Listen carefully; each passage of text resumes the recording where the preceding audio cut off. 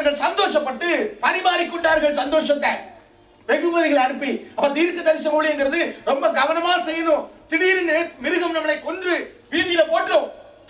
ஆனால் 3.5 நாளுக்கு பிறகு, the day is coming to the church, இந்த நாட்கள் கர்த்தர் உங்கள் சபையில கொண்டு வந்திருக்கிறார். இந்த 3 நாள் கழித்து அநேக குடும்பங்களை தேவன் இப்படியா எழுப்ப போகிறார். 3 நாளுக்கு பிறகு ஜீவ ஆவி தேவனிடத்திலிருந்து அவர்களுக்குள் பிரவேசித்தது. அப்பொழுது அவர்கள் கால் ஊன்றி நின்றார்கள். அவர்களை பார்த்தவர்களுக்கு மிகுந்த பயம் உண்டாயிற்று. டிவைன் அத்தாரிட்டி உங்களுக்குள்ள வரணும். அநேகர் என்ன செய்யறது தெரியுமா? பிரதர், நான் பிரசங்கம் பண்றேன், ஆனா அவங்க விசுவாசிக்கிறது கிடையாது பிரதர். அதனாலதான் தீர்க்க தரிசனம் நிறைவேற மாட்டாங்குது. நான் சொல்றேன் பிரதர், நீங்க நம்ப மாட்டேன்றீங்க பிரதர். விசுவாசிக்க பிரதர், நல்லா விசுவாசிக்க பிரதர், நான் சொல்ற காரியம் நிறைவேறும். நதிங். எசேக்கியேல் தீர்க்கதரிசி வனாந்தரத்தில் நிற்கிறான். அப்பொழுது சொல்லுகிறான், கர்த்தருடைய ஆவியின் மேல் வந்து அமர்ந்து என்னை வெளியே கொண்டு வந்து உலர்ந்த பள்ளத்தாக்குகளின் நடுவே என்னை நிறுத்திட்டு, அந்த பள்ளத்தாக்குல திரளான எலும்புகளுக்கு நடுவில் கர்த்தரை நடத்தி கொண்டு போனார். அவைகள் மிகவும் திரளாய் உலர்ந்ததுமாயிருந்தது. இந்த பள்ளத்தாக்களை கர்த்தர் கொண்டு வந்து நிறுத்தும் போது அவர் ஒரு கேள்வியை கேட்டார். மனுபுத்திரனே, இந்த எலும்புகள் உயிரடையுமா என்றார். அதற்கு தீர்க்கதரிசி, தேவரீர் கர்த்தராகிய ஆண்டவரே, தேவரீர் நீர் அதை அறிவீர் என்றார். எங்களுக்கு எப்பவுமே ரெஸ்பான்சிபிலிட்டி என்கிட்ட வச்சுக்கிறதுக்கு விருப்பமே பட மாட்டோம். உமக்கு தெரியுன்றோம், அதான் நல்லது. உயிரடையும் சொன்னா உனக்கு தெரியுமான்னு கேட்பாரு. உயிரடையாதானே என்னால முடியாதான்னு கேட்பாரு. அதனாலதான் தீர்க்கதரிசி சொல்லிட்டா உமக்கு தெரியும்ட்டான். மனுபுத்திரனே, இந்த எலும்புகள் உயிரடையுமா? இவைகள் எப்படி இருந்ததா? அதுக்கு முந்தின வசனத்தில் அவைகள் மிகவும் உலர்ந்ததும், எப்படி இருந்தது? சிறலாயும் மிகவும் உலர்ந்ததுமாய் இருந்தது. பல 1000 வருஷங்களுக்கு முன்பாய் மரித்தவர்கள் எலும்புகள். ஆனால் ஆண்டவர் சொல்கிறார், நீ அவைகளை பார்த்து தீர்க்க தரிசனம் உரை. என்ன செய்? அவைகளை பார்த்து, எசேக்கியேல் 37வது அதிகாரத்துல நீ அவைகளை பார்த்து தீர்க்க தரிசனம் உரை. யாரை பார்த்து? Will the bone shall hear? Will the bone will believe? Will the bone will follow the word of God? Will the bone shall attend the church? Will the bone get the eager to follow? இந்த உலர்ந்த எலும்பு விசுவாசிக்குமா? இல்ல உலர்ந்த எலும்பு தன்னை தகுதிப்படுத்திக் கொள்ளுமா தீர்க்க தரிசன வார்த்தைக்கு? இந்த உலர்ந்த எலும்பு கர்த்தரை நோக்கி ஓடி வருமா? இல்ல. புறஜாதிகள் அப்படித்தான் இருக்கிறார்கள். இன்றைக்கு நீ விசுவாசிக்கணும், நம்பணும்னு எதிர்பார்க்க வேண்டாம். தீர்க்க தரிசன வார்த்தை என்பது களிமண்ணில் செய்யப்பட்ட பொம்மையாகிய ஆதாமுக்குள்ளே ஊதப்பட்ட ஜீவ சுவாசத்திற்கு ஒப்பானது. அந்த ஜீவ சுவாசம் புறப்பட்டு வரும்போது அந்த ஆவியை கொண்டு அவன் தீர்க்க தரிசனம் உரைத்தவுடனே அந்த எலும்புகள் எல்லாம் ஒன்று சேர்ந்து ஒரு சலசல என்கிற ஒரு சத்தம் உண்டாயிற்று. When you start the ministry, there shall be a sound will arise in the strangers. புறஜாதிகளுக்கு மத்தியில ஷாሎም திருச்சபையை குறித்து ஒரு சத்தம் எழும்ப ஆரம்பிக்கும். ஏதோ ஒரு நாயோ மிருகமோ இழுத்து கொண்டு போட்ட மண்டையோடு அங்கிருந்து உருண்டு ஓடி வந்தது.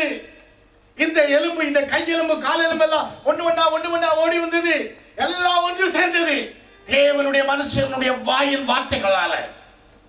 The prophecy can achieve and prophecy can do anything what God wants to do in the world.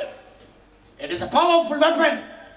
The believers and churches, they have no awareness of the prophecy. என்ன எதிர்பார்க்கிறோம்? ஏதோ ஒரு தீர்க்கதரிசி வரணும், தீர்க்கதரிசனம் சொல்லணும் இல்ல. ஒவ்வொரு மனுஷனுக்கும் தேவன் அந்த வரத்தை வைக்க விரும்புகிறார். இன்றைக்கு ராத்திரி நேரத்துல எலும்புகள் ஒன்று சேர்ந்தது. ஆண்டவர் சொல்ல சொன்னார், அவைகள் நரம்புகளால் பின்னப்பட்டது. நல்லா கவனிங்க. நரம்புகள் உருவான உடனே எப்படி கர்ப்பப்பையில குழந்தை உருவாகுதோ, அந்த ஒவ்வொரு வாரமும் என்னென்ன வளர்ச்சி உண்டாகுதோ அது எல்லாமே தீர்க்க தரிசனம் 27வது அதிகாரத்தில் உண்டாகும். முதல்ல எலும்பு உண்டாகும், அப்புறம் நரம்புகள் உண்டாகும், கடைசியில சதைகள் உண்டாகும். கடைசியில என்ன உண்டாகும்? தோலினால் மூடப்படும். அந்த எண்டோடெர்மிஸ், எபிடெர்மிஸ், அந்த தோல் கடைசியில வருது, மூடப்பட்டது. இப்பொழுது ஆண்டவர் சொன்னார், அவர்களுக்குள்ளே ஆவியை தீர்க்க தரிசன ஆவி நீ என்ன செய்ப்போ? நீ ஊதுவாயாக. ஆதாமை களிமண்ணில் உருவாக்கின ஆண்டவராகிய தேவன் செய்த அதே வேலையை தீர்க்க தரிசி வனாந்தரத்தில் மறுபடியும் பொம்மைகளாய் விழுந்து கிடக்கிற அந்த மனிதர்களுடைய சுவாசத்திலே அந்த தீர்க்க தரிசன ஆவியை கொண்டு ஊதுகிறார். அவர்கள் கால் ஒன்றி மகா திரளான சேனைகளாய் எழுப்பி நின்றார்கள். நீங்க ஒவ்வொரு விசுவாசி வைராக்கியம் கொள்ளுவீர்களானால் இந்த ஷாலோம் திருச்சபையின் மூலமாய் இந்த மெல்போர்ன் பட்டணத்துல ஒரு திரளான கூட்டம் அனைத்து கிடக்கிற புறஜாதிகளின் மக்கள் கால் ஊன்றி எழுப்பி நின்று இந்த சபையில் ஆராதிக்கிறதை நீங்கள் பார்ப்பீர்கள். வைராக்கியம் கொள்ளுங்க. உங்களுக்குள்ள அந்த வாஞ்சை உண்டாகட்டும். உங்களால் முடியும். உங்களுக்கு அந்த கிருபையை கர்த்தர் வைத்திருக்கிறார். உங்களுக்கு வாஞ்சை இருக்குமானால் நிச்சயம் தேவன் அதை நிறைவேற்றி காட்டுவார். மகா சேனைகளாய் கால் ஊன்றி எழும்பினது. எலும்பு விசுவாசிச்சிருக்குமா? எலும்பு ஃபாஸ்டிங் பிரேயருக்கு கூப்பிட்டா வருமா? எலும்பு ஞாயிற்றுக்கிழமை வாழ்ந்தா வருமா? இல்ல எலும்பு நீங்க கூப்பிட்ட இடத்துல உட்கார்ந்து இருக்குமா? அது எப்படி இருந்தது? திரளான எலும்புகள் உலர்ந்ததா இருந்தது. கர்த்தருடைய கரம் என் மேல் அமர்ந்து. அதை 1வது வசனம் பாருங்க. கர்த்தருடைய கரம் அமர்ந்து. நல்ல கவனி. கர்த்தர் கரை என் மேல அமர்ந்துட்டா என்னை வெளியே கொண்டு வந்துடும். வீட்டுக்குள்ளேயே தஞ்சம் அடையக்கூடாது. ஃபேஸ்புக்கில் நீ செலவழிக்கிற நேரம், ட்விட்டர்ல செலவழிக்கிற நேரம், யூடியூப்ல செலவழிக்கிற நேரம், நீ அந்த வழக்கமா சொல்லுது அந்த யூடியூப் விட்டு மேல வெளியே வா. அந்த நேரங்களை குறை. அந்த நேரத்துல கர்த்தருக்காக நீ செலவிடு. கர்த்தருடைய கரம் உன் மேல அமர்ந்துட்டு உன்னை கர்த்தர் வெளியே கொண்டு வந்துருவார். உன் பிள்ளைகளை யூஎஸ் கொண்டு போவார். உன் பிள்ளைகளை ஜெர்மன் கொண்டு போவார். உன் பிள்ளைகள் ஒரு தேசத்துல மட்டும் வேலை செய்யக்கூடாது. உன் பிள்ளைகள் பல நாடுகளுக்கு விசிட்டிங் டாக்டர்ஸா மாறணும். ஜெர்மன்ல 2 நாள் சர்ஜரி உங்களுக்கு வர முடியுமா டாக்டர்னு கேட்கணும். ஜெர்மன்ல இருந்து நெதர்லாந்து போகணும். நெதர்லாந்து இருந்து ஸ்வீடன் போகணும். ஸ்வீடன்ல இருந்து யூஎஸ்ல வாஷிங்டன்ல போய் 2 சர்ஜரி பண்ணிட்டு திரும்ப சிட்னிக்கு வரணும். ஒரு பேஷண்ட் அட்டன் பண்ணணும். திரும்ப இந்தியாவுக்கு போகணும். முறுக்கு சாப்பிடணும். திரும்பி அமெரிக்கா போகணும்.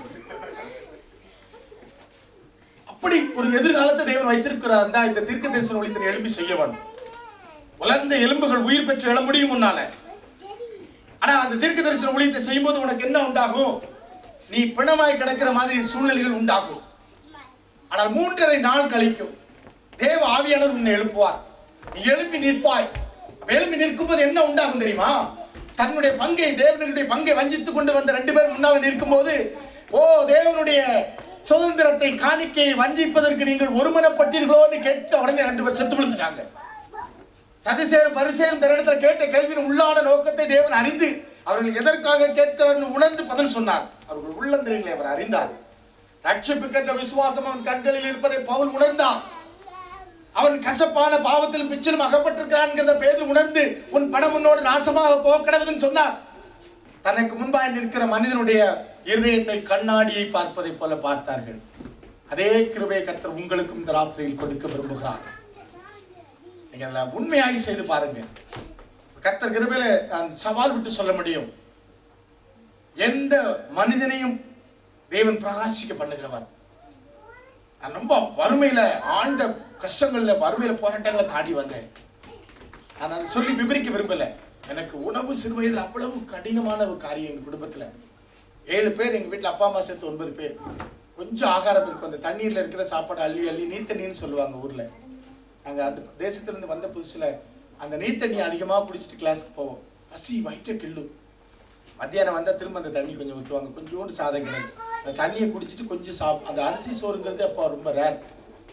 எங்க வீட்டுல அரிசி சாப்பாடுன்னு கிளாஸ் ஃபுல்லா சொல்லிடுவோம். அப்படி போய் அவ்வளவு ஒரு வறுமையான குடும்பம்.